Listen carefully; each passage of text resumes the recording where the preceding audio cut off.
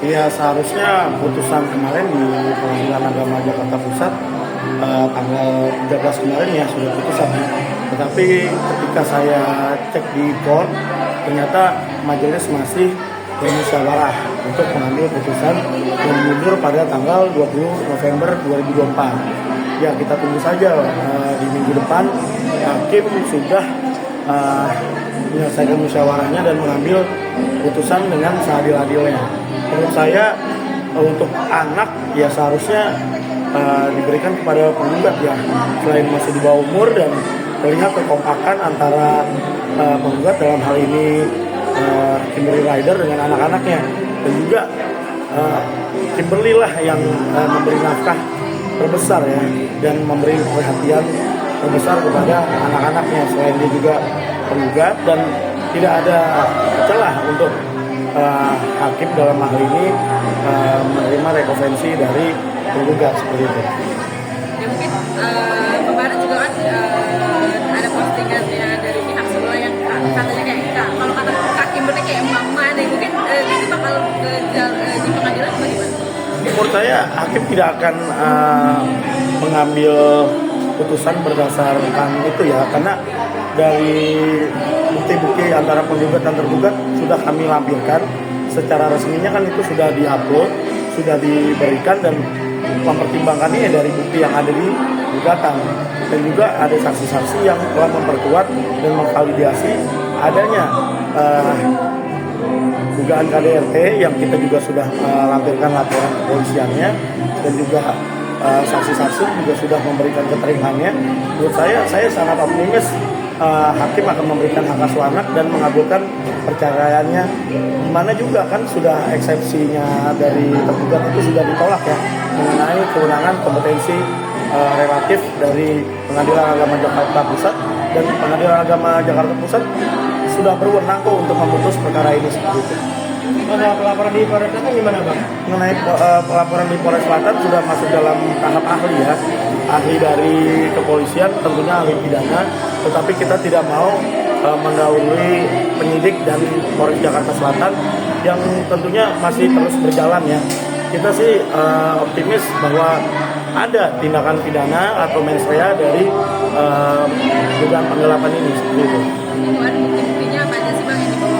Ya bukti-bukti ya dari SNK dan BPKB kan atas nama Kimberly, dan itu mobil sampai sekarang sudah tidak tahu ya ada di mana, dan dari sampai sekarang mobil itu keberadaannya sebagai pemilik Kimberly tidak tahu sampai sekarang, dan bahkan dari anak-anaknya sendiri kan juga kemarin sempat naik taksi sampai akhirnya Kimberly sekarang sudah mempunyai kendaraan yang diberikan oleh Bank BNLPF ya, seperti itu.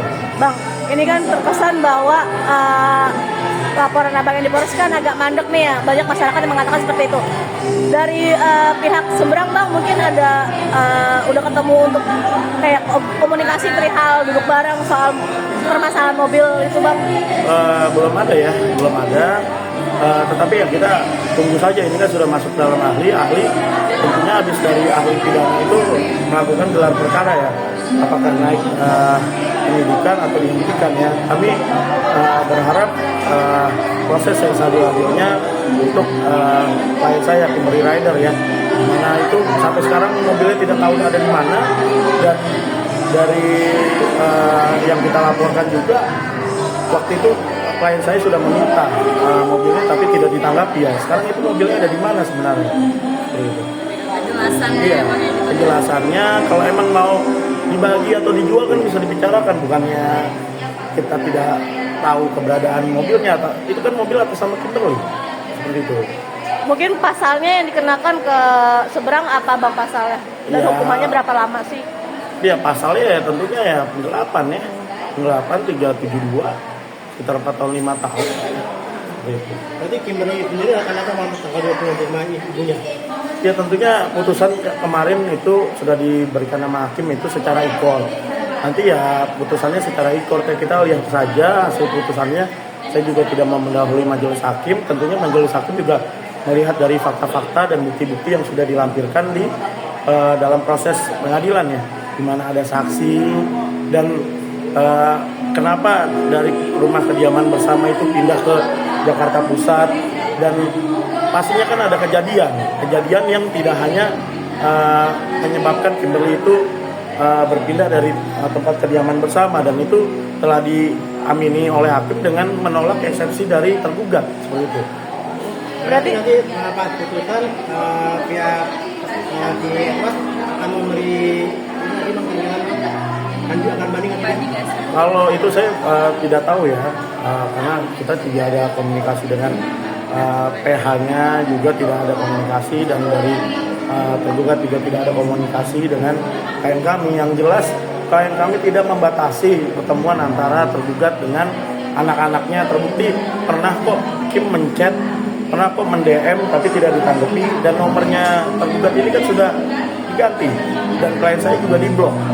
Jadi klien saya mungkin bingung kenapa bercerita di sosial media sedangkan tidak ada komunikasi resmi, tidak ada komunikasi atau membalas sapaan dari klien saya seperti itu.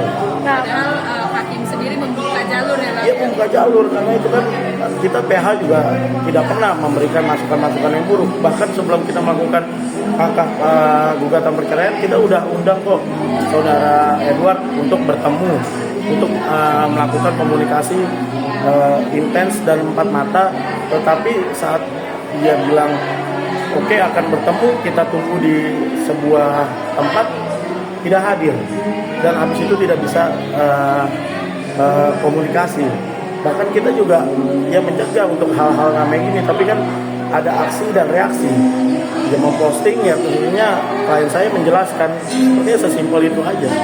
Bang, yang laporan dari Edward melaporkan Kak Kimberly yang ke dinas PPPPA itu gimana nih Bang? Udah ada jalan gimana sih Bang? Ya klien saya menunggu sih ya. Klien saya menunggu, dan klien saya juga bisa menjelaskan itu kan bukan suatu tindak pidana ya.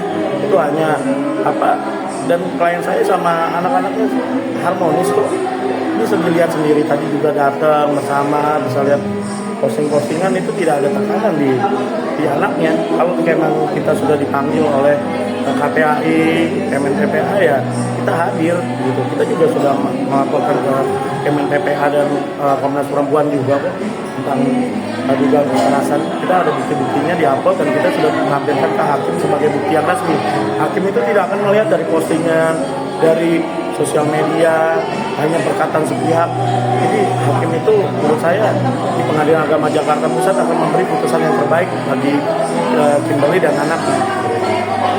Ya, persiapannya tadi buat besok berarti tinggal nunggu putusan ya? Iya, tinggal menunggu putusan saja. Ya secara teori-teori hukum kita sudah dijabarkan melalui gugatan, dan kita juga sudah memberikan bukti-bukti dengan jelas kepada majelis hakim, dan itu diterima, dan tentunya kita waktu itu juga ya sudah sangat percaya diri untuk hakim itu bisa memutus hak asuh anak, nafkah, dan memutuskan perceraian pada klien saya.